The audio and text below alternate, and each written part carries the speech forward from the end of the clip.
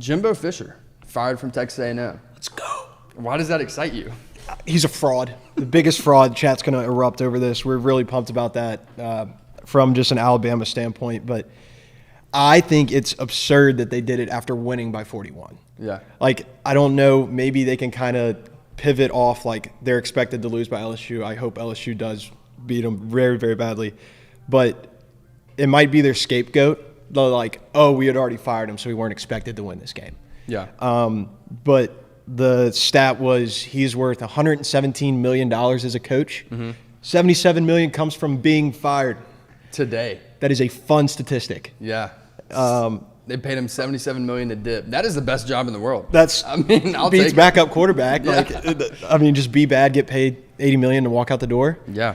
So I don't know what his next step will be. Hopefully not in college football, maybe in like the Fun Belt or something cool like that. But I don't think you're just wishing him out of the sport. Yeah, no, he's such a fraud. That's just subjective, of course. But looking at the short list, which one of these that we have listed do you like the most? Yeah, so on the short list right here, we have Lane Kiffin, who the chat is clearly not a fan of. Correct. Mike Elko from Duke, Dan Lanning of Oregon, Mike Norvell of Florida State, and Jeff Traylor of UTSA. Sneaky one in there. Mm-hmm. Last week, you mentioned that you really like Mike Norvell. You wouldn't mind in 3 or 4 years him taking over in Tuscaloosa. I think Dan Lanning is too quick of a turnaround considering he just got to Oregon 2 years ago and has them in contention for the college football playoff. I don't see him walking. I think Mike Elko makes a lot of sense. I do too. I think what he's done at that program is just like rinse and repeat, and you're going to have more talent. You have the entire state of Texas to recruit from, which if they're not going to Texas, they're probably going to A&M. If they're not going to A&M, they're going to Texas. So I think if you give him a recruiting pool like that state, he can kind of throw up the same program that he has at Duke.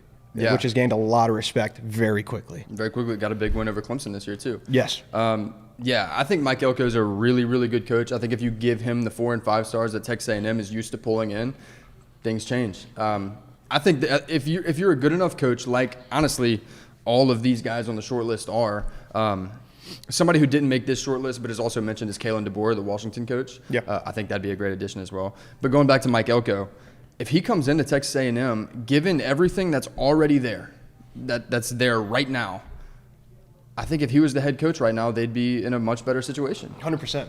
Yeah.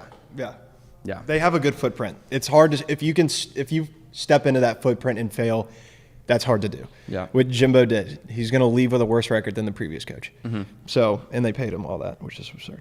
But I digress.